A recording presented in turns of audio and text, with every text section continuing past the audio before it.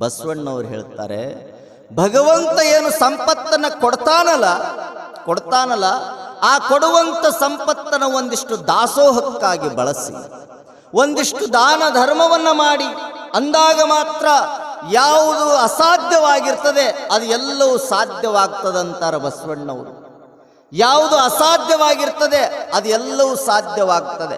ಒಂದು ವೇಳೆ ಎಲ್ಲ ಸಂಪತ್ತು ಮನೆಯೊಳಗಿದ್ರೂ ಸಹಿತ ಆ ಸಂಪತ್ತನ್ನು ದಾನ ಮಾಡಲಿಲ್ಲ ಅಂದರೆ ಹೇಗಾಗ್ತದೆ ತುಂಬಿದ ಹರವೆಗೆ ಕಲ್ಲು ಕೊಂಬಂತೆ ಅಂತಾರವ್ರು ಬಸವಣ್ಣವರು. ಒಂದು ಕಲ್ಲು ತಗೊಂಡು ತುಂಬಿದ ಹರವೆಗೆ ಒಡೆದು ಬಿಟ್ರ ಆ ಕಲ್ಲಿನ ಹೊಡೆತಕ್ಕೆ ಆ ಹರವೆ ಒಡೆದು ಹೋತಂದ್ರೆ ಆ ಹರವಿಯೊಳಗೆ ನೀರು ನಿಲ್ಲೋದಿಲ್ಲ.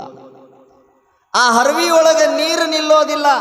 ಆ ಹರವಿಯೊಳಗೆ ನೀರು ನಿಲ್ಲಬೇಕಂದ್ರೆ ನೀವು ಆ ಹರವಿಯಲ್ಲಿರುವಂಥ ನೀರನ್ನು ಬಳಕೆ ಮಾಡ್ತಿರ್ಬೇಕಲ್ಲ, ಕಲ್ಲು ಒಡಿಬಾರ್ದಲ್ಲ. ಹಾಗಾದರೆ ನಿಮ್ಮ ಸಂಪತ್ತು ಅನ್ನುವಂಥದ್ದೇನೈತಲ್ಲ, ಆ ಸಂಪತ್ತು ನಿಮ್ಮ ಮನೆಯೊಳಗೆ ಉಳಿಬೇಕು ಅಂದರೆ ಅದಕ್ಕೊಂದಿಷ್ಟು ದಾನ ಮಾಡಲೇಬೇಕು.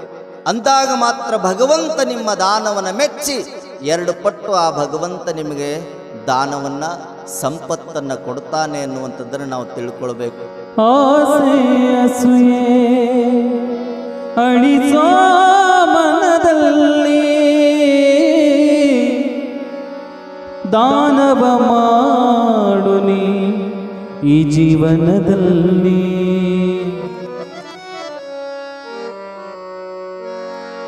ಸ್ಥಿರವಲ್ಲ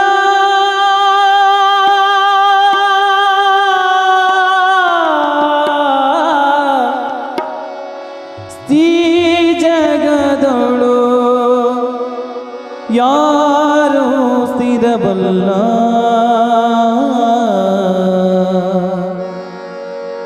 ಇಂದಲ್ಲ ನಾಳೆ ಹೋಗಬೇಕಲ್ಲ,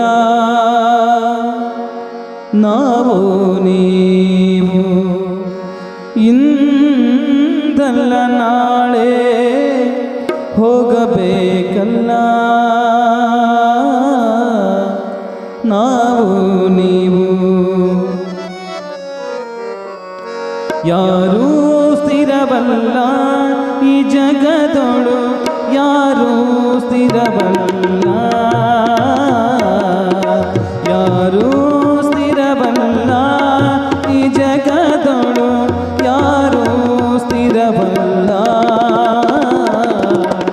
ಇಂದಲ್ಲ ನಾಳೆ ಹೋಗಬೇಕಲ್ಲ, ನಾವು ನೀವು ಇಂದಲ್ಲ ನಾಳೆ ಹೋಗಬೇಕಲ್ಲ, ನಾವು ನೀವು ಯಾರೂ ಸ್ಥಿರವಲ್ಲ ಈ ಜಗದೊಳು, ಯಾರೂ ಸ್ಥಿರವಲ್ಲ.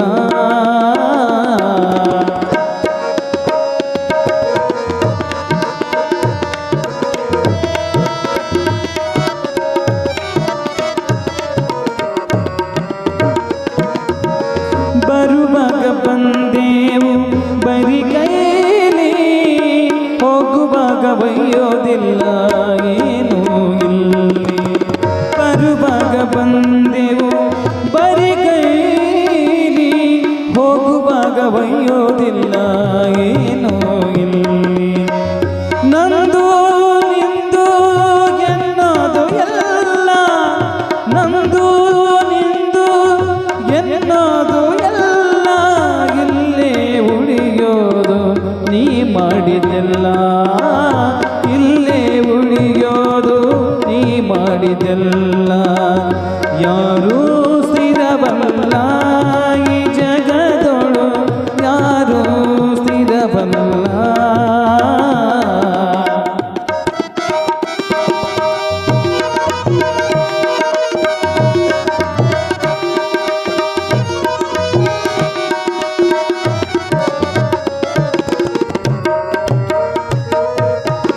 ಮೂರು ದಿನದ ಈ ಸಂತೆಯಲ್ಲಿ ಅರಿತು ಬಾಳೋ ನಿತ್ಯದಲ್ಲಿ, ಮೂರು ದಿನದ ಈ ಸಂತೆಯಲ್ಲಿ ಅರಿತು ಬಾಳೋ ನಿತ್ಯದಲ್ಲಿ. ದುಡಿದು ಉಣ್ಣಬೇಕೋ ಕಾಯಕದಲ್ಲಿ, ದುಡಿದು ಉಣ್ಣಬೇಕೋ ಕಾಯಕದಲ್ಲಿ, ಮೋಸ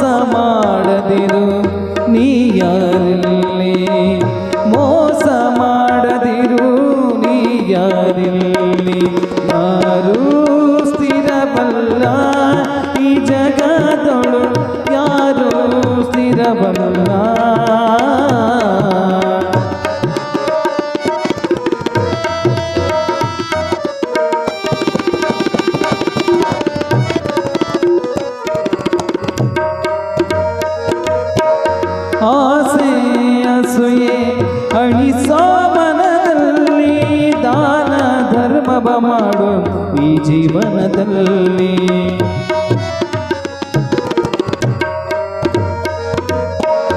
ಆಸೆ ಹಸುಯೆ ಅಳಿಸೋ ಮನದಲ್ಲಿ ದಾನ ಧರ್ಮವ ಮಾಡು ಈ ಜೀವನದಲ್ಲಿ. ಧ್ಯಾನ ಮಾಡು ನೀ ಪುಟ್ಟರಾಜನಲ್ಲಿ, ಧ್ಯಾನ ಮಾಡು ನೀ ಪುಟ್ಟರಾಜನಲ್ಲಿ, ಬಸವನ ಹಾಡು ನೀ ಕೇಳೋ ಇಲ್ಲಿ, ಬಸವನ ಹಾಡು ನೀ ಕೇಳೋ ಇಲ್ಲಿ. ಯಾರು ಸ್ಥಿರವಲ್ಲ ಈ ಜಗದೊಳು, ಯಾರು ಸ್ಥಿರವಲ್ಲ, ಇಂದಲ್ಲ ನಾಳೆ ಹೋಗಬೇಕಲ್ಲ ನಾವು ನೀವು, ಇಂದಲ್ಲ ನಾಳೆ ಹೋಗಬೇಕಲ್ಲ ನಾವು ನೀವು. ಯಾರೂ ಸ್ಥಿರವಲ್ಲ ಈ ಜಗದೊಳು, ಯಾರೂ ಸ್ಥಿರವಲ್ಲ, ಯಾರೂ ಸ್ಥಿರವಲ್ಲ, ಯಾರೂ ಸ್ಥಿರವಲ್ಲ.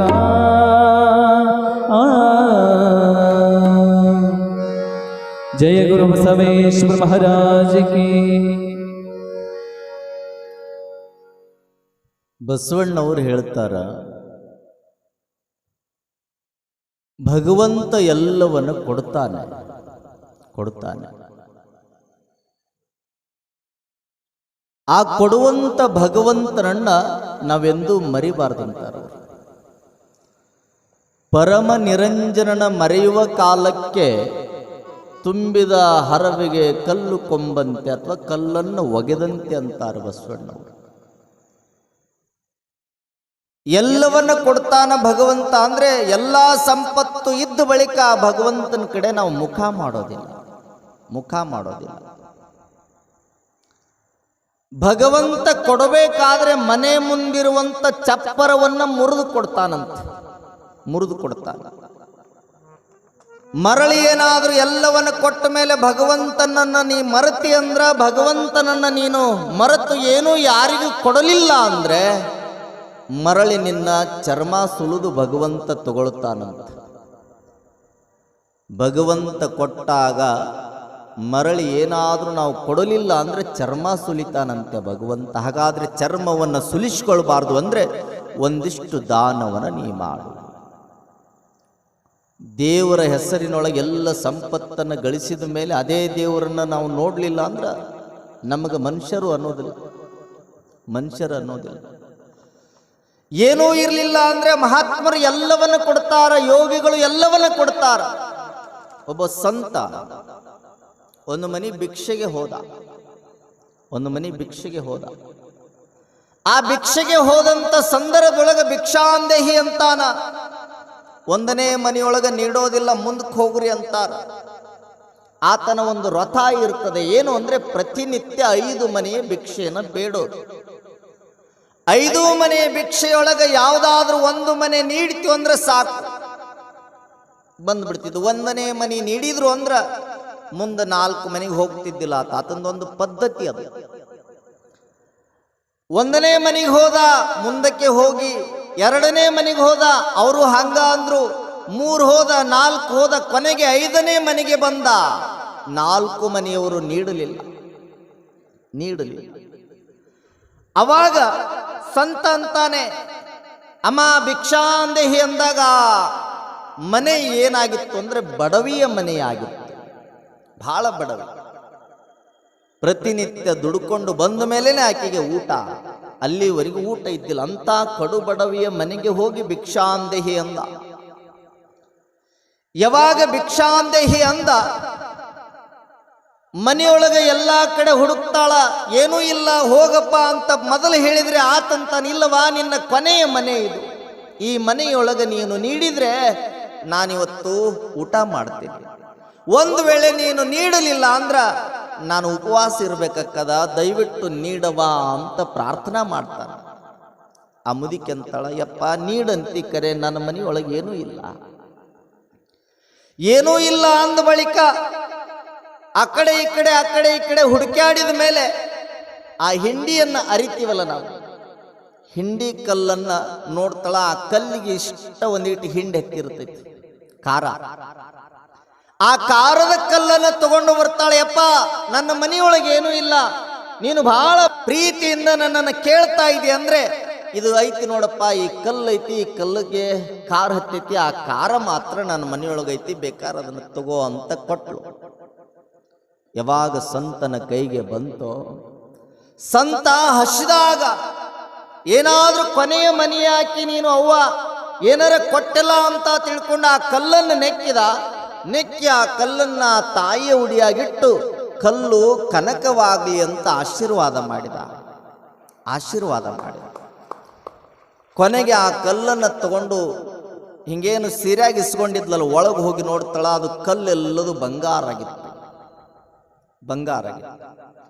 ಭಗವಂತ ಭಿಕ್ಷುಕನ ರೂಪದಲ್ಲಿ ಬಂದು ಆ ಮುದುಕಿಯ ಕಷ್ಟವನ್ನು ನೋಡಿ ನೀಡುವ ಭಾವದಿಂದ ಕಲ್ಲನ್ನಾದ್ರೂ ಕೊಟ್ಲಲ್ಲ ಅಂತ ತಿಳಿದು ಕಲ್ಲನ್ನು ಆಶೀರ್ವಾದ ಮಾಡಿದ.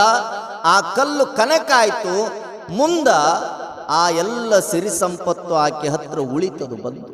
ಆ ಕಲ್ಲನ್ನು ಮಾರಿಲ್ದು, ಗುಡಿಸಲವನ್ನು ತಗಲ್ದು, ದೊಡ್ಡದೊಂದು ಅರಮನೆ ಕಟ್ಟಿಲ್ದು, ಅರಮನೆಯೊಳಗ ಏನೆಲ್ಲ ನಿಟ್ಟುಗಳನ್ನು ಒಟ್ಟಿಲ್ದು, ಹಣ್ಣು ಹಂಪಲಗಳನ್ನ ಏನೆಲ್ಲ ಇಟ್ಕೊಂಡು ಜೀವನ ಮಾಡಾಕತ್ತಿಲ್ದು. 4-5 ಮಂದಿ ಆಳ ಇಟ್ಕೊಂಡ್ಲಾಕಿ, ಕಸ ಹೊಡೆಯಾಕ, ಮುಸುರಿ ತಿಕ್ಕಾಕ, ಅಡಿಗೆ ಮಾಡೋದಕ್ಕೆಲ್ಲದಕ್ಕೂ ಆಳ ಇಟ್ಕೊಂಡು. ಭಗವಂತ ಕೊಟ್ಟ.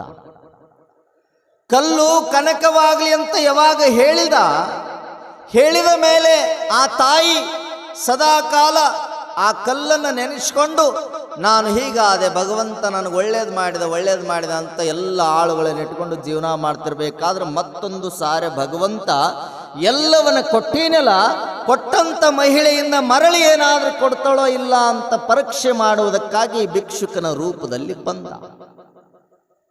ಬಂದ ಮೇಲೆ ಭಿಕ್ಷಾಂದೇಹಿ ಅಂದ.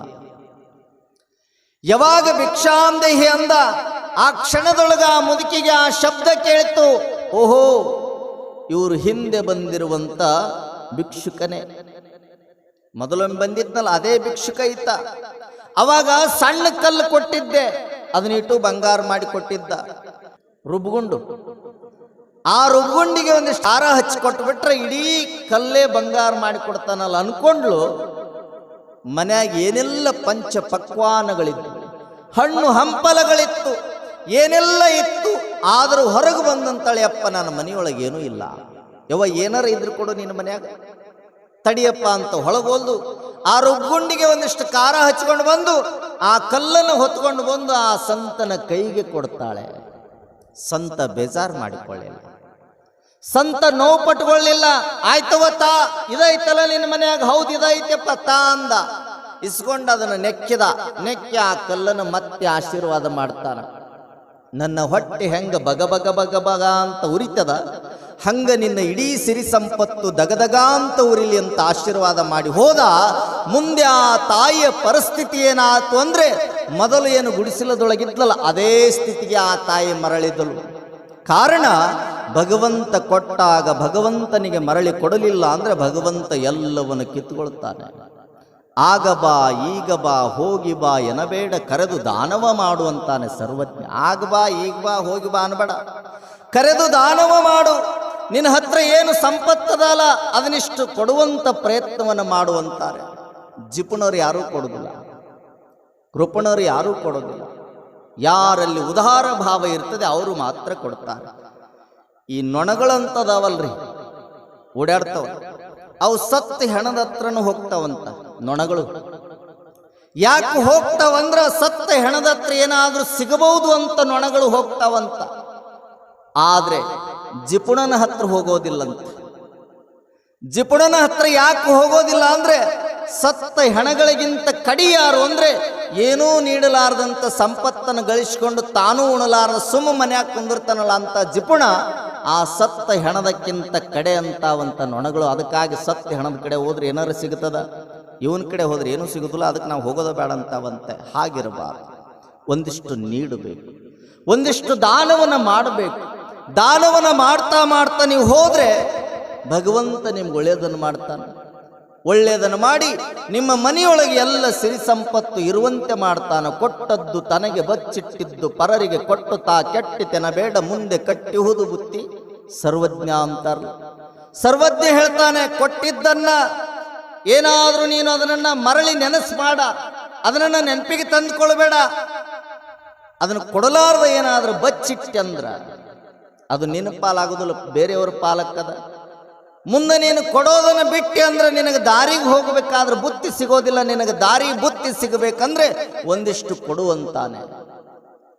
ಬಾಲಗಂಗಾಧರ ತಿಲಕರು ಒಂದು ಸಾರೆ ಮನೆಯೊಳಗ ತಾಯಿ ಸ್ನಾನ ಮಾಡ್ತಿರ್ಬೇಕಾದ್ರೆ ಬಂಗಾರದ ಬಳೆಗಳನ್ನು ಬಿಚ್ಚಿಟ್ಟಿರ್ತಾಳೆ. ಬಂಗಾರದ ಬಳೆಯನ್ನು ಯಾವಾಗ ಬಂಗಾರದ ಬಳೆಯನ್ನ ಬಿಚ್ಚಿಟ್ಟಿದ್ಲೋ ಆ ಬಾಲಗಂಗಾಧರರ ಗೆಳೆಯನಿಗೆ ಒಂದು ಸಮಸ್ಯೆ ಇರ್ತದೆ. ಏನು ಅಂದ್ರೆ ಅವನ ಮನೆಯೊಳಗೆ ಅವರ ತಾಯಿಗೆ ಆರಾಮ ತಪ್ಪಿರ್ತದೆ. ಆ ತಾಯಿಯನ್ನು ದವಾಖಾನೆಗೆ ಕರ್ಕೊಂಡು ಹೋಗಿರ್ತಾರೆ. ಡಾಕ್ಟರ್ ಹೇಳ್ತಾರೆ, ನಿಮ್ಮ ತಾಯಿ ಉಳಿಬೇಕಾದ್ರೆ ಈ ಕ್ಷಣದೊಳಗನ ಆಪರೇಷನ್ ಮಾಡ್ಬೇಕಪ್ಪ, ಆ ತಾಯಿಗೆ ಚಿಕಿತ್ಸೆಯನ್ನು ಮಾಡಬೇಕು, ಹಣವನ್ನು ಕೊಡಬೇಕು ಅಂತ ಕೇಳ್ತಾರೆ. ಆ ಬಾಲಕನ ಹತ್ರ ಹಣ ಇಲ್ಲ, ಏನು ಮಾಡೋದು ಅಂತ ತನ್ನ ಗೆಳೆಯನಿಗೆ ಹೇಳ್ತಾರೆ. ಬಾಲಗಂಗಾಧರ ತಿಲಕರಿಗೆ, ಏನಪ್ಪ ನನ್ನ ತಾಯಿ ಉಳಿಬೇಕಂದ್ರೆ ನಾ ಹಿಂಗೆ ಹಣ ಕಟ್ಟಬೇಕಂತ ಹೆಂಗೆ ಮಾಡೋದು ಅಂದಾಗ ಮನೆಗೆ ಹೋಗ್ತಾನೆ. ಹೋಗಿ ತಾಯಿಯನ್ನು ಬಂಗಾರದ ಬಳೆಗಳನ್ನು ಬಿಚ್ಚಿಟ್ಟಿದ್ಲಲ್ಲ ಅದರಾಗ ಒಂದು ಬಳೆಯನ್ನು ತಗೊಂಡು ಬಂದು ಆ ಗೆಳೆಯನಿಗೆ ಕೊಡ್ತಾನೆ. ನೋಡಪ್ಪ, ಇದು ನಮ್ಮ ತಾಯಿ ಬಳೆ, ನಿನ್ನ ತಾಯಿ ಬೇರೆ ಅಲ್ಲ, ನನ್ನ ತಾಯಿ ಬೇರೆ ಅಲ್ಲ. ಈ ಬಳೆಯನ್ನ ಮಾರಿ ಈ ಬಳೆಯಿಂದ ಒಂದಿಷ್ಟು ಹಣವನ್ನು ತೆಗೆದುಕೊಂಡು ನಿನ್ನ ತಾಯಿಗೆ ಶಸ್ತ್ರಚಿಕಿತ್ಸೆಯನ್ನು ಮಾಡು, ಆ ತಾಯಿ ಉಳಿದ್ರೆ ಸಾಕು, ನಮ್ಗದೇ ಒಳ್ಳೆಯದು ಅನ್ನುವಂಥ ಭಾವನೆಯೊಳಗೆ ಒಂದು ಬಳೆಯನ್ನು ಕೊಟ್ಟ. ಸ್ನಾನ ಮಾಡಿ ಮನೆ ಒಳಗ ತಾಯಿ ಬಳಿ ಹುಡುಕಾಡ್ತಾಳೆ, ಒಂದ ಬಳಿ ಸಿಗುತ್ತದೆ. ಅಷ್ಟೊತ್ತಿಗೆ ಈ ಬಾಲಗಂಗಾಧರ ತಿಲಕರು ಒಳಗೆ ಬಂದ್ರು. ಬಂದ ಮೇಲೆ ಕೇಳ್ತಾಳೆ, ಇನ್ನೊಂದು ಬಳಿ ಎಲ್ಲಿ? ಅಮ್ಮ ಅಮ್ಮ, ಒಂದು ಬಳೆಯನ್ನು ನನ್ನ ಗೆಳೆಯನಿಗೆ ಕೊಟ್ಟು ಬಂದೀನಿ ಅಂತ. ಒಂದು ಬಳೆಯನ್ನು ನನ್ನ ಗೆಳೆಯನಿಗೆ ಕೊಟ್ಟು ಬಂದೀನಿ. ಯಾಕೆ? ಇಲ್ಲಮ್ಮ, ಅವ್ರ ತಾಯಿಗೆ ಆಸ್ಪತ್ರೆಯೊಳಗ ಕರ್ಕೊಂಡು ಹೋದಾಗ ಅವರ ತಾಯಿಗೆ ಶಸ್ತ್ರಚಿಕಿತ್ಸೆ ಆಗಬೇಕು ಅಂತ ಡಾಕ್ಟರ್ ಹೇಳಿದ ಮೇಲೆ ಅವನಲ್ಲಿ ಹಣ ಇದ್ದಿಲ್ಲ, ಹಾಗಾಗಿ ನಿನ್ನ ಒಂದು ಬಳೆಯನ್ನು ಕೊಟ್ಟೀನಿ ಅಂತ ಸತ್ಯವನ್ನೇ ಒಪ್ಪಿಕೊಳ್ತಾನೆ. ಒಪ್ಪಿಕೊಂಡ ಮೇಲೆ ತಾಯಿ ಒಂದು ಮೂಲೆಯಾಗಿರುವಂಥ ಬಡಿಗೆಯನ್ನು ತಗೊಂಡು ಅವನನ್ನು ಹೊಡೆಯಾಕ ಬೆನ್ನು ಹತ್ತಾಳ. ಯಾವಾಗ ಹೊಡೆಯಲಿಕ್ಕೆ ಬೆನ್ನು ಹತ್ತಿಲ್ದೋ ಓಣಿಯೊಳಗೆಲ್ಲ ಜನಗಳು ಸೇರ್ತಾರೆ. ಸೇರಿದ ಮೇಲೆ ಕೇಳ್ತಾರೆ, ಯಾಕೆ ಹೊಡಿತಿ ಆತನಿಗೆ, ಆ ಹುಡುಗನಿಗೆ ಯಾಕೆ ಹೊಡಿತಿ? ಯಾಕೋ ಇಲ್ಲ, ಅವನು ಬಂಗಾರದ ಬಳೆಯನ್ನ ಕೊಟ್ಟು ಬಂದಾನ ಅಲ್ಲವಾ, ಆತ ಸತ್ಯವನ್ನೇ ಹೇಳ್ತಾ ಇದ್ದಾನೆ. ತನ್ನ ಗೆಳೆಯನಿಗೋಸ್ಕರ ನಿನ್ನ ಒಂದು ಬಂಗಾರದ ಬಳೆಯನ್ನು ಕೊಟ್ಟು ಬಂದಾನಂದ್ರೆ ಆ ಸತ್ಯವನ್ನು ಒಪ್ಪಿಕೊಂಡಾನ, ಸುಳ್ಳು ಹೇಳ್ತಾ ಇಲ್ಲ. ಯಾಕೆ ಹೊಡಿತಿ ಅಂದಾಗ ತಾಯಿ ಅಂತಾಳಂತೆ, ನಾನು ಬಂಗಾರದ ಬಳೆಯನ್ನು ಕೊಟ್ಟು ಬಂದಿದ್ದಕ್ಕಾಗಿ ಹೊಡಿತಾ ಇಲ್ಲ, ಒಂದೇ ಒಂದು ಬಳೆಯನ್ನು ಕೊಟ್ಟು ಬಂದಾನ, ಆ ಒಂದು ಬಳೆಯಿಂದ ತಾಯಿಗೆ ಆರಾಮಾಗುತ್ತಾ ಇಲ್ಲ, ಇದು ಒಂದು ಬಳೆಯನ್ನು ಯಾಕೆ ಕೊಟ್ಟು ಬರಲಿಲ್ಲ ನನ್ನ ಮಗ ಅಂತ ಹೊಡಿತೀನಿ ಅಂತಾಳಂತೆ ಆ ತಾಯಿ. ಎಂಥ ತಾಯಿಗೆ ಎಂಥ ಮಗ. ಹಾಗೆ ನಮ್ಮಲ್ಲಿರುವಂಥ ಒಂದಿಷ್ಟು ಸಂಪತ್ತನ್ನು ನೀಡುವಂಥದ್ದನ್ನು ಕಲಿಬೇಕು. ಯಾರಿಗಾದ್ರೂ ನೋವಿದ್ರೆ, ಯಾರಿಗಾದ್ರೂ ಕಷ್ಟ ಇದ್ರೆ ಆ ಕಷ್ಟವನ್ನು ನಿವಾರಣೆ ಮಾಡುವುದಕ್ಕಾಗಿ ನಿನ್ನಲ್ಲಿರುವಂಥ ಸಂಪತ್ತನ್ನು ಒಂದಿಷ್ಟು ಬಳಕೆ ಮಾಡು. ದಾನದೊಳಗೆ ಭಾಳ ಅದಾವ. ಭೂದಾನ, ಬಂಗಾರದಾನ, ವಸ್ತ್ರದಾನ, ವಿದ್ಯಾದಾನ, ಕನಕದಾನ, ಏನೆಲ್ಲ ಅದಾವ. ಆದರೆ ಎಲ್ಲ ದಾನಕ್ಕಿಂತ ಶ್ರೇಷ್ಠವಾದ ದಾನ ಯಾವುದು ಅಂದರೆ ಅದು ಸಮಾಧಾನ ಇರಬೇಕಂತ. ಆ ಸಮಾಧಾನದಿಂದ ಯೋಚನೆಯನ್ನು ಮಾಡಿ ನೀ ಕೊಡುವಂಥ ದಾನ, ನೀ ಕೊಡುವಂಥ ಹಣ ಅದು ಸತ್ಪಾತ್ರಕ್ಕೆ ಸಲ್ತದೆ ಇಲ್ಲ ಅಂತ ವಿಚಾರ ಮಾಡಿ ಹಣವನ್ನು ಕೊಡಬೇಕಂತ. ಕೊಡುವಂಥ ಭಾವ ನಮ್ಮಲ್ಲಿರಬೇಕಂತ. ಕೊಡಬೇಕು. ಒಂದಿಷ್ಟು ಕೊಟ್ರ ಆ ಹಣದಿಂದ ಒಳ್ಳೆಯ ಕಾರ್ಯಗಳಾಗ್ತವಂದ್ರೆ ಅಲ್ಲೇ ನೀನು ಕೈ ಎತ್ತಿ ಕೊಡುವಂಥ ಕೆಲಸವನ್ನು ಮಾಡುವಂತಾರೆ. ಕೈ ಎತ್ತಿ ಕೊಡುವಂಥ ಕೆಲಸವನ್ನು ಮಾಡು. ಕೊಟ್ಟಿದ್ದು ಯಾರಿಗೂ ಗೊತ್ತಾಗಬಾರ್ದು ಅಂತಾರೆ. ಮತ್ತೆ ಕೊಡ್ತೀಯಲ್ಲ, ಕೊಡುವಂಥ ದಾನ ಯಾರಿಗೂ ಗೊತ್ತಾಗಬಾರ್ದು, ಹಂಗೆ ಕೊಡಬೇಕಂತ. ಕೊಡುವಾಗ ಯಾವ ಭಾವ ಇದ್ರೇನು ಕೊಡಬೇಕನ್ನುವಂಥ ಭಾವ ಬಂದಾಗ ಕೊಟ್ಟು ಬಿಡ್ಬೇಕಂತ. ಒಮ್ಮೆ ದಾನಸೂರ ಕರ್ಣ ಅಂತ ನೀವೆಲ್ಲ ಕೇಳಿದಿರಿ. ಆ ದಾನಸೂರ ಕರ್ಣ ಒಮ್ಮೆ ಕ್ಷೌರಿಕನಿಂದ ಕಟಿಂಗ್ ಮಾಡಿಸ್ಕೊಳ್ತಿರ್ತಾನೆ, ದಾಡಿ ಮಾಡಿಸ್ಕೊಳ್ತಿರ್ತಾನೆ. ಅವಾಗ ಒಬ್ಬ ಭಿಕ್ಷುಕ ಬರ್ತಾನ, ಬ್ರಾಹ್ಮಣರ ಕುಲದಲ್ಲಿರುವಂತ ಒಬ್ಬ ಭಿಕ್ಷುಕ ಬಂದ. ಕರ್ಣ ಅಂದ್ರೆ ದಾನಸೂರ ಕರ್ಣ, ಏನು ಕೇಳ್ತೀವಿ ಅದನ್ನೆಲ್ಲ ಕೊಡ್ತಾನ. ಅದಕ್ಕಾಗಿ ನಾನು ಅವನ ಮನೆಗೆ ಹೋಗಬೇಕು ಅಂತ ತಿಳ್ಕೊಂಡು ಎಲ್ಲ ಸಿರಿ ಸಂಪತ್ತನ ಒಳಗೊಂಡಿರುವಂತ ಕರ್ಣನ ಮನೆಗೆ ಬಂದಾಗ ಕರ್ಣ ಸೇವಿಂಗ್ ಮಾಡಿಸ್ಕೊತಿರ್ತಾನ, ದಾಡಿ ಮಾಡಿಸ್ಕೊತಿರ್ತಾನ. ಅವಾಗ ಭಿಕ್ಷಾಂದೇಹಿ ಅಂತ ಕಟಿಂಗ್ ಮಾಡಿಸ್ಕೊಳ್ಳುವಂತ ಸಂದರ್ಭದಲ್ಲಿ ಎಡಗಡೆಯ ಭಾಗದೊಳಗೆ ಬೆಳ್ಳಿಯ ತಂಬಿಗೆ ಇರ್ತದೆ, ಬೆಳ್ಳಿ ತಂಬಿಗೆ. ಯಾವಾಗ ಭಿಕ್ಷಾಂದೇಹಿ ಅಂದ ಬ್ರಾಹ್ಮಣ, ಅವಾಗ ಎಡಗೈಯಿಂದ ಬೆಳ್ಳಿ ತಂಬಿಗೆಯನ್ನು ತಗೊಂಡು ಹೋಗುವಂತ ಕೊಡಾಕ್ ಹೋದ. ಅವಾಗ ಬ್ರಾಹ್ಮಣ ಅಂತಾನಂತ, ಮಹಾರಾಜರೇ ನೀವು ದಾನಸೂರ ಕರ್ಣರು, ನಾನು ಮೊದಲನೇ ಭಿಕ್ಷೆಗಾಗಿ ಬಂದಿದ್ದೇನೆ. ನೀವು ಎಡಗೈಯಿಂದ ಕೊಟ್ರೆ ಅದು ನನಗೆ ಸಲ್ಲೋದಿಲ್ಲ, ನನಗೆ ಕೆಟ್ಟದ್ದಾಗಬಹುದು. ಹಾಗಾಗಿ ಬಲಗೈಯಿಂದ ನೀವು ದಾನವನ್ನು ಮಾಡಿ ತಗೊಂಡು ಹೋಗ್ತೀನಿ ಅಂದವ. ಕರ್ಣ ಹೇಳ್ತಾನೆ, ನೋಡಪ್ಪ, ಎಡಗೈ ಬಲಗೈ ಅನ್ನಬೇಡ, ಮೊದಲು ನಾ ಕೊಡುವಂತ ಬೆಳ್ಳಿಯ ತಂಬಿಗೆಯನ್ನು ನೀ ತಗೊಂಡು ಬಿಡು, ಆಮೇಲೆ ನನ್ನ ಜೊತೆ ಮಾತಾಡಂತಾನೆ. ಇಲ್ಲ, ನೀವು ಮೊದಲೇ ಹೇಳಬೇಕು, ಮೊದಲೇ ಹೇಳಿ ಆ ಎಡಗೈ ಬಲಗೈ ಬೇಕಾಗಿಲ್ಲ, ನನಗೆ ಒಟ್ಟು ಬಲಗೈಯಿಂದ ಕೊಟ್ಟರೆ ಮಾತ್ರ ಸ್ವೀಕಾರ ಮಾಡ್ತೀನಿ ಅಂದಾಗ ಅವಾಗ ಹೇಳ್ತಾನೆ, ನೋಡಪ್ಪ, ಎಡಗೈ ಮುಖ್ಯಲ್ಲ, ಬಲಗೈ ಮುಖ್ಯಲ್ಲ. ಯಾವ ಸಂದರ್ಭದೊಳಗ ಈ ಕ್ಷಣದೊಳಗ ಕೊಡಬೇಕನ್ನುವಂಥ ಭಾವ ನನ್ನಲ್ಲಿ ಮೂಡಿದೆ ಅಂದ್ರೆ ನೀ ತಗೊಂಡು ಬಿಡಬೇಕು ಸುಮ್ಮನ. ಒಂದು ವೇಳೆ ಎಡಗೈಲಿ ಇರುವುದನ್ನ ಬಲಗೈಗೆ ಬರೋದ್ರೊಳಗ ಕೊಡಬಾರ್ದು ಬೆಳ್ಳಿ ತಂಬಿಗೆ ಅಂದ್ರೆ ನಿನಗೆ ಬೆಳ್ಳಿ ತಂಬಿಗೆ ಸಿಗೋದಿಲ್ಲ. ಎಡಗೈಯಿಂದನೇ ಕೊಡುವಾಗ ತಗೊಂಡು ಬಿಡು. ಬಲಗೈಗೆ ಬರೋಷ್ಟೊಳಗ ಕೊಡ್ತಿ ಹಾಕ್ಬಿಡು, ಅವನಿಗೆ ಯಾಕೆ ಬೆಳ್ಳಿ ತಂಬಿಗೆ ಕೊಡ್ತಿ ಅಂತ ಏನಾದ್ರೂ ನನ್ನ ಮನಸ್ಸು ಹೇಳಿದ್ರೆ ಕೊಡಕ್ಕಾಗುವುದಿಲ್ಲ, ನಿನಗೆ ಬೆಳ್ಳಿ ತಂಬಿಗೆ ಸಿಗೋದಿಲ್ಲ, ಅದಕ್ಕೆ ತಗೊಂಡು ಬಿಡು ಅಂತ ತಿಳ್ಕೊಂಡು ದಾನಸೂರ ಕರ್ಣ ತನ್ನ ಎಡಗೈಯಿಂದ ಬೆಳ್ಳಿ ತಂಬಿಗೆಯನ್ನು ಕೊಟ್ಟ. ಕೊಡುವ ಭಾವ ಬೇಕಂತೆ. ಯಾವ ಕೈ ಆದರೇನು, ಯಾವುದಾದ್ರೇನು, ಎಡಗೈ ಬಲಗೈ ಮುಖ್ಯ ಅಲ್ಲ, ನಿನ್ನಲ್ಲಿ ಕೊಡುವ ಭಾವ ಇತ್ತು ಅಂದ್ರೆ ಸಾಕು ಅಂತಾರೆ. ಅದಕ್ಕೆ ನಾವು ಒಂದಿಷ್ಟು ಕೊಟ್ಟು ಕೊಡಬೇಕಲ್ಲ. ಎಲ್ಲಿ ಧರ್ಮ ಕಾರ್ಯಗಳು, ಇಂಥ ಧಾರ್ಮಿಕ ಕಾರ್ಯಕ್ರಮಗಳು ನಡೆದಂಥ ಸಂದರ್ಭದಲ್ಲಿ ಒಂದಿಷ್ಟು ಕೊಟ್ಟು ಉಣ್ಬೇಕಂತ ನಾವು ಕೊಡಬೇಕು. ಕೊಡಲಾರ್ದ ನಾವು ಅಟ್ಟ ನಮ್ಗೈ ಇರಲಿ ಅಂದ್ರೆ ಸಾಧ್ಯ ಇಲ್ಲ. ಎಲ್ಲ ನದಿಗಳು ತುಂಬಿ ಹರಿತಾವೆ. ಯಾಕಂದ್ರೆ ಸಿಹಿ ನೀರಿನಿಂದ ಕೂಡಿರುವಂತ ನದಿಗಳು, ಆ ಎಲ್ಲ ನದಿಗಳು ಕೊನೆಗೊಮ್ಮೆ ಎಲ್ಲಿ ಸೇರ್ತಾವ ಅಂದ್ರೆ ಸಮುದ್ರವನ್ನ ಸೇರ್ತಾವೆ. ಸಮುದ್ರ ಬರುವಂತ ಎಲ್ಲ ನದಿಗಳ ನೀರು ನನ್ನ ಒಡಲಲ್ಲೇ ಇರಬೇಕು ಅಂತ ತಿಳ್ಕೊಂಡು ಭಾವಿಸ್ಕೊಂಡು ಎಲ್ಲ ನೀರನ್ನು ಇಟ್ಕೊಂತು ಯಾವಾಗ ಎಲ್ಲ ನೀರನ್ನು ಸಂಗ್ರಹ ಮಾಡಿಕೊಂತೋ ಅವಾಗ ಸಮುದ್ರದ ನೀರು ಉಪ್ಪಾತು. ಅದನ್ನು ಯಾರೂ ಕುಡಿಯಂಗಿಲ್ಲ. ಎಲ್ಲ ನದಿಗಳ ನೀರನ್ನ ಸ್ವೀಕಾರ ಮಾಡ್ತಾರೆ, ಸಮುದ್ರದ ನೀರನ್ನ ಯಾರೂ ಸ್ವೀಕಾರ ಮಾಡೋದಿಲ್ಲ. ಕಾರಣ ಎಲ್ಲ ನನಗೇ ಇರಲಿ ಅನ್ನುವಂಥ ಸಮುದ್ರ ಉಪ್ಪಾಯಿತು. ಎಲ್ಲರಿಗೂ ನಾ ಸಿಗಬೇಕು ಅನ್ನುವಂಥ ಭಾವದಿಂದ ಹರಿಯುವಂಥ ನದಿಗಳ ನೀರು ಅದು ಸಿಹಿ ಆಯ್ತಲ್ಲ. ಹಂಗ ನಮ್ಮಲ್ಲಿರುವಂಥ ಸಂಪತ್ತು ಎಲ್ಲ ಧರ್ಮ ಕಾರ್ಯಗಳಿಗೆ ಹೋಯ್ತು ಅಂದ್ರೆ ಭಗವಂತ 2 ಪಟ್ಟು ಕೊಡ್ತಾನ. ಒಂದು ವೇಳೆ ಅದು ಎಲ್ಲ ನಮಗ ಇರಲಿ ಅಂತ ತಿಳ್ಕೊಂಡೆ ಸಮುದ್ರದ ಉಪ್ಪಿನ ನೀರಿನಂತೆ ನಿಮ್ಮ ಜೀವನವಾಗ್ತೈತಿ ಅನ್ನುವಂಥ ಸಿದ್ಧಾಂತವನ್ನ ಬಹಳ ಸ್ಪಷ್ಟವಾಗಿ ನಮ್ಗೆ ಹೇಳ್ಕೊಂತ ಬರ್ತಾರಂದ್ರೆ ನಾವು ಇರೋದ್ರೊಳಗೆ ಒಂದಿಷ್ಟು ದಾನವನ್ನು ಮಾಡಬೇಕು ಅನ್ನೋದನ್ನು ಕಲ್ತ್ಕೊಳ್ಬೇಕು. ಇದ್ದವ್ರು ಯಾರೂ ಕೊಡೋದಿಲ್ಲ, ಇರ್ಲಾರ್ದವರೇ ಕೊಡೋದು. ನನಗ ಇರ್ಲಿ ಅಂತಾರೆ ಎಲ್ಲರೂ. ಇದ್ದವ್ರು ಇರ್ಲಾರ್ದವ್ರು ಏನು ಮಾಡ್ತಾರೆ ಅಂದ್ರೆ ನನಗೆ ಇರ್ಲಿಕ್ಕಂದ್ರೆ ಇರ್ಲಿಲ್ಲ, ಒಟ್ಟಾರೆ ಆ ಧರ್ಮ ಕಾರ್ಯಕ್ಕೆ ಒಂದಿಷ್ಟು ನನ್ನ ಕಡೆಯಿಂದ ಸೇವಾ ಸಲ್ಲಬೇಕು ಅಂತಾರೆ. ಹಾನಗಲ್ ಕುಮಾರ ಮಹಾಸ್ವಾಮಿಗಳು ಒಂದು ಸಭೆಯನ್ನ ಕರೆದಿರ್ತಾರೆ. ಕರೆದಂತ ಸಂದರ್ಭದೊಳಗ ನಾಳೆ ನಡೆಯುವಂತ ಈ ಸಭೆಯೊಳಗೆ ಎಲ್ಲ ಜನಗಳಿಗೂ ದಾಸೋಹ ಮಾಡಿಸ್ಬೇಕಪ್ಪ ಅವ್ರಂತಾರ. ನಾಳೆ ಎಲ್ಲ ಬರುವಂತ ಸದ್ಭಕ್ತರಿಗೆ ದಾಸೋಹ ಮಾಡಿಸ್ಬೇಕು ಅಂದಾಗ ಎಲ್ಲರೂ ನಾನು ಮುಂದ ನೀನು ಮುಂದ ಅಂತಂದು 150,000 ಎಲ್ಲರೂ ಬರ್ಸಾಕತ್ತಿದ್ರಂತ ತಿಳ್ಕೋರಿ. ಎಲ್ಲರೂ ಬರ್ಸಿದ್ರು. ದೂರದಲ್ಲಿ ಒಬ್ಬ ಮುದುಕಿ ಇತ್ತು. ಆ ಮುದುಕೆ ಎಲ್ಲ ಜನರನ್ನ ಸರಿಸಿಗೊತ್ತಾ ಅಜ್ಜವ್ರ ಹತ್ರ ಬರ್ತಿರ್ಬೇಕಾದ್ರೆ ಕುಮಾರಸ್ವಾಮಿಗಳ ದೃಷ್ಟಿ ಆ ಮುದುಕಿ ಮೇಲೆ ಬೀಳ್ತದೆ. ಯಾವಾಗ ದೃಷ್ಟಿ ಬಿತ್ತೋ ಅವಾಗ ಕುಮಾರ ಮಹಾಸ್ವಾಮಿಗಳಿಗೆ ಜನಗಳಿಗೆ ಹೇಳ್ತಾರ, ಸ್ವಲ್ಪ ದಾರಿ ಬಿಡ್ರಿ, ಆ ಮುದುಕಿ ಯಾಕೋ ಬರಾಕತ್ತೈತಿ ನಮ್ಮ ಕಡೆ. ಬಂದು ತನ್ನ ಸೀರೆಯ ಚುಂಗಿನಲ್ಲಿರುವಂತ ಒಂದು ಗಂಟನ್ನು ಬಿಚ್ಚಿ ಅದರಿಂದ 1 ರೂಪಾಯಿಯನ್ನ ಕೊಟ್ಲು ಕುಮಾರ ಮಹಾಸ್ವಾಮಿಗಳ ಕೈಗೆ.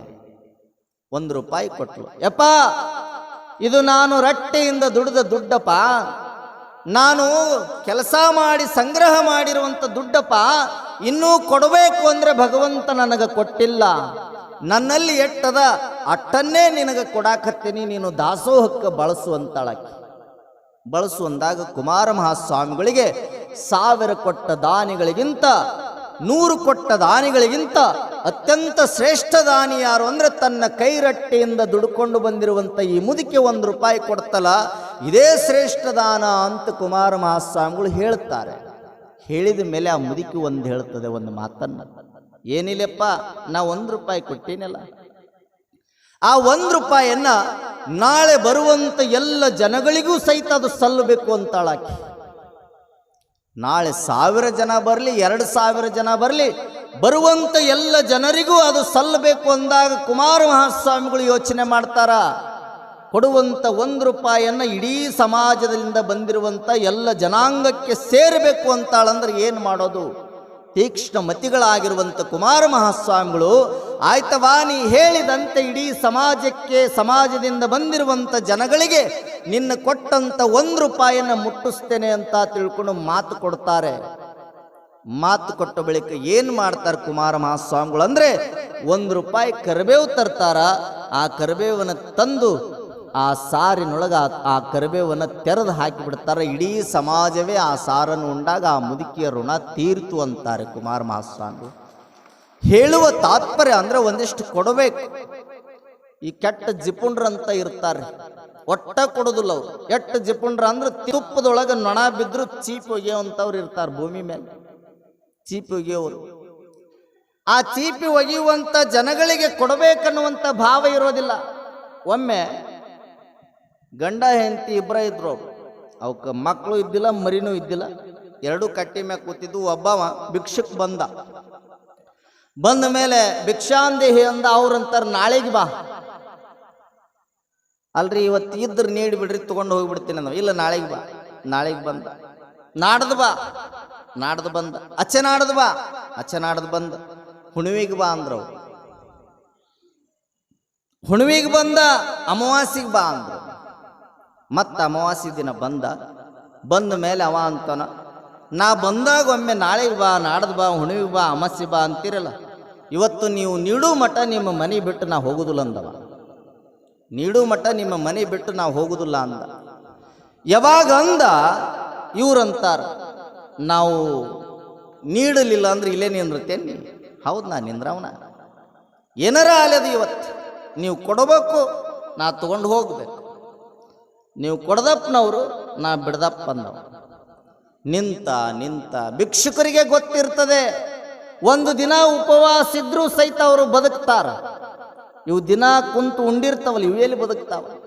ಆಯ್ತಾಳಗ ನಿಂದ್ರು, ನಾವು ಕೊಡೋ ಮಠ ನಿಂದಿರ್ತಿಲ್ಲ. ನಿಂತ ಎಲ್ಲಿ ಮಠ ನಿಂತಂದ್ರೆ ಮಧ್ಯಾಹ್ನ 12:30 1 ಗಂಟೆ ಮಠ ನಿಂತ. ಇವು ಹಂಗ ಕುಂತಿದ್ದು ಕಟ್ಟೆ ಮೇಲೆ. ಇವರಿಗೆ ಒಳಗ ತಳಮಳ ಚಲುವಾತ್ ನೋಡ್ರಿ. ಇದೇನ ಯವ ಇಲ್ಲೇ ನಿಂತು ಬಿಡ್ತಲ್ಲ, ಇದು ಪೇತು ಹೋಗವಲ್ದು. ನಮಗೆ ನೋಡಿದ್ರು ಹೊಟ್ಯಾಗ ಡಾಂಬ್ರಾಟ ಚಲುವಾತ್. ಏನು ಮಾಡೋದು? ಭಿಕ್ಷುಕ ನಿಂತ ಇವ್ರಂತಾರ, ಹೆಂಗೆ ಮಾಡೋದು? ಹೆಂಗೂ ಇಲ್ಲ, ಎಂತೂ ಇಲ್ಲ, ಏನು ಮಾಡಂಗಿಲ್ಲ.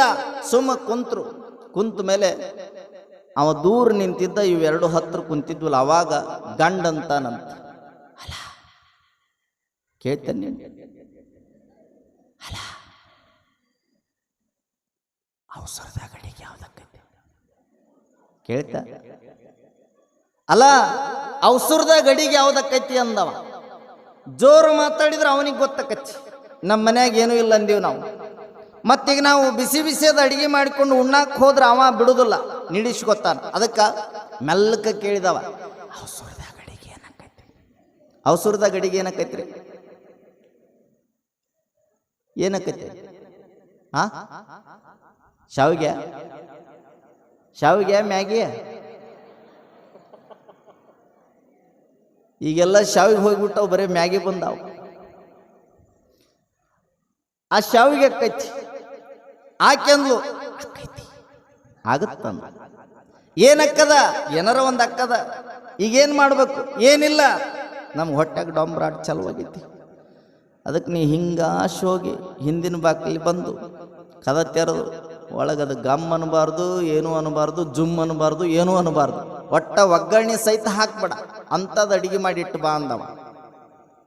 ಇದು ಆಯ್ತಾಳ್ರಿ ಅಂತಿದ್ದು. ಆಯ್ತಾಳ್ರಿ ಆಯ್ತು. ಹೋಯ್ತಿದ್ದು ಆಚೆ ಬಾಕಲ್ಲಿ ಆಚೆ ಹೋಗಿ ಹಿಂದಿನ ಬಾಕಲಿ ಬಂದಾಕೆ ಕದ ತೆರೆದು ಲೈಟ್ ಹಾಕಲಿಲ್ಲ. ಲೈಟ್ ಹಾಕಿದ್ರೆ ಒಳಗದಿವಿ ಅನ್ನೋದು ಗೊತ್ತಾಗೈತೆ ಅಂತ ಲೈಟ್ ಸಹಿತ ಹಾಕಲಿಲ್ಲ. ಆಕೆ ಸಣ್ಣದೊಂದು ದೀಪ ಹಚ್ಚಿಕೊಂಡು ಬಿಸಿನೀರು ಕಾಯಕ್ಕಿಟ್ಟ. ಬಿಸಿನೀರಿನಾಗ ಶಾವಿಗೆ ಎದ್ದು ಇಟ್ಟು ನೋಡ್ರಿ.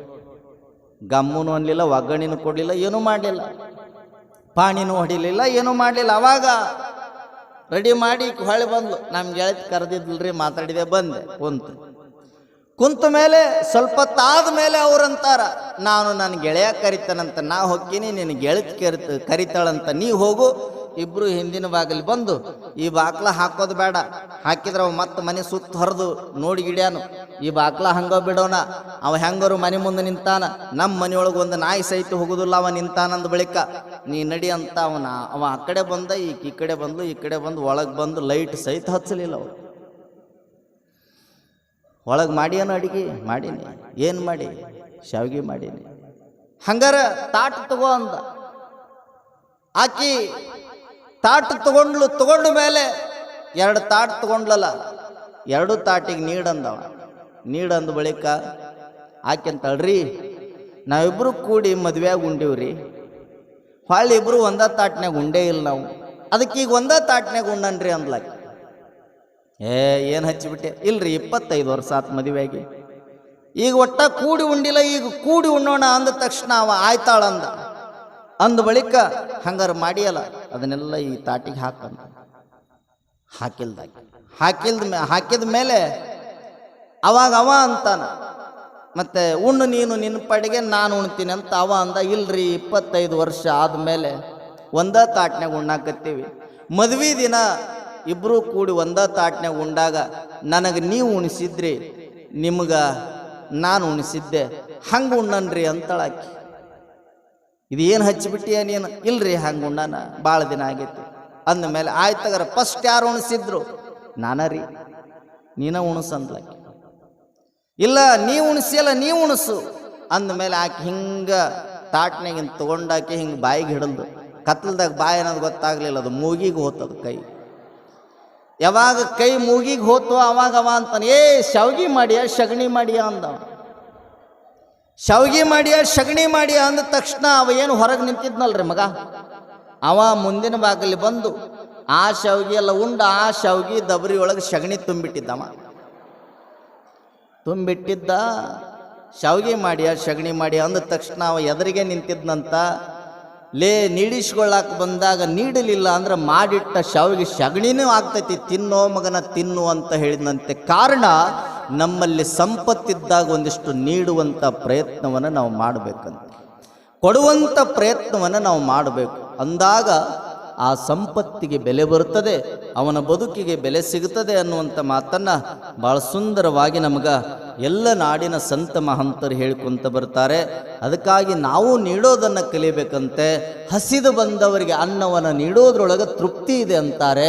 ಅದನ್ನು ಮಾಡೋದ್ರಿಂದ ಭಗವಂತ ನಮಗೆ 2 ಪಟ್ಟು ಸಂಪತ್ತನ್ನು ಕೊಡ್ತಾನೆ ಅನ್ನುವಂಥ ಮಾತನ್ನು ಆ ಕಲ್ಯಾಣದ ಶರಣರು ನಮಗೆ ತಿಳಿಸ್ತಾರೆ. ಅಂದರೆ ಭೌತಿಕವಾದ ಸಂಪತ್ತು ನಮ್ಮ ಹತ್ರ ಇರೋದಕ್ಕಿಂತ ನಾವು ಆ ಸಂಪತ್ತನ್ನು ದಾಸೋಹಕ್ಕೆ ಬಳಕೆ ಮಾಡಿದರೆ ನಮಗೆ ಯಾವ ಅಡೆತಡೆಗಳು, ತೊಂದರೆಗಳು, ತಾಪತ್ರೆಗಳು ಬರೋದಿಲ್ಲ ಅನ್ನುವಂಥ ಸಿದ್ಧಾಂತವನ್ನು ಭಾಳ ಸುಂದರವಾಗಿ ನಮಗೆ ಕಲ್ಯಾಣದ ಶರಣರು ಹೇಳ್ಕೊತ ಬರ್ತಾರೆ. ಅಂದರೆ ನಾವು ಆ ಶರಣರ ಸಿದ್ಧಾಂತದಂತೆ ಒಂದಿಷ್ಟು ನಮ್ಮಲ್ಲಿ 100 ರೂಪಾಯಿ ಇದ್ದರೆ 50 ರೂಪಾಯಿನ ನೀವಿಟ್ಕೊಳ್ರಿ, 25 ರೂಪಾಯಿನ ಧರ್ಮ ಕಾರ್ಯಗಳಿಗೆ ಕೊಡಿ, ಇನ್ನೂ 25 ರೂಪಾಯಿನ ಯಾರಾದರೂ ಅನಾಥರು, ಅಂಧರು, ಯಾರಾದರೂ ಬಡವರಿದ್ದರೆ ಅವರಿಗೆ ಕೊಡುವಂಥ ಕೆಲಸವನ್ನು ಮಾಡ್ರಿ ಅನ್ನುವಂಥ ಮಾತನ್ನು ಹೇಳ್ತಾ ನಾನು ಹೇಳ್ತಿರ್ತೀನಿ. ಭಾಳ ಜನ ಅಂತಾರ, ಅಜ್ಜರ ದೊಡ್ಡ ದೊಡ್ಡ ಶ್ರೀಮಂತರು ಹಿಂದಿನ ಕಾಲದೊಳಗೆ, ದೊಡ್ಡ ದೊಡ್ಡ ಮಹರ್ಷಿಗಳು ಹಿಂದಿನ ಕಾಲದೊಳಗೆ ಏನು ಮಾಡ್ತಿದ್ರಂದರೆ ಗೋದಾನವನ್ನು ಮಾಡ್ತಿದ್ರು. ಯಾಕಂದರೆ ಒಳ್ಳೇದಾಗಲಿ ಅಂತ ಆಕಳ ದಾನವನ್ನು ಮಾಡ್ತಿದ್ರು. ಯಾರು ಮಾಡ್ತಿದ್ರು ಅಂದರೆ ಶ್ರೀಮಂತರು ಮಾಡ್ತಿದ್ರು. ಬಡವ ಮಾಡೋಕ್ಕಾಗತ್ತೇನು?